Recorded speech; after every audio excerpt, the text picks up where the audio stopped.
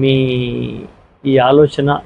స్థానిక ఉత్పత్తులు ఇవాళ మన యొక్క గవర్నమెంట్ సంస్థలు ఉంటేనే రేపటి ప్రజలకు ఉపయోగపడుతుంది అనేసి ప్రభుత్వ రంగ సంస్థలను ప్రోత్సహిస్తూ ప్రభుత్వ రంగ సంస్థలను కాపాడుతూ ముందుకు సాగుతున్నటువంటి సంస్థ సార్ ఇది ముఖ్యంగా.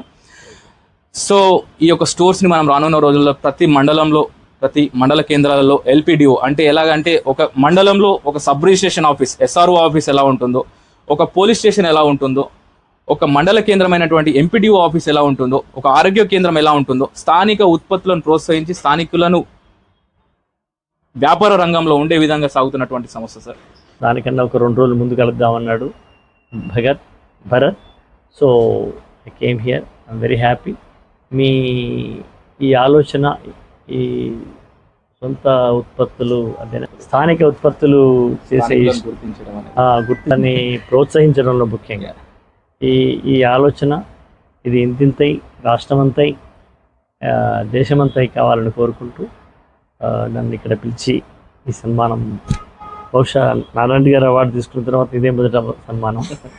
So I'm very happy Bharat.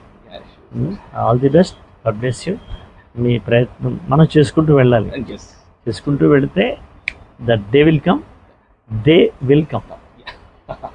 They will come.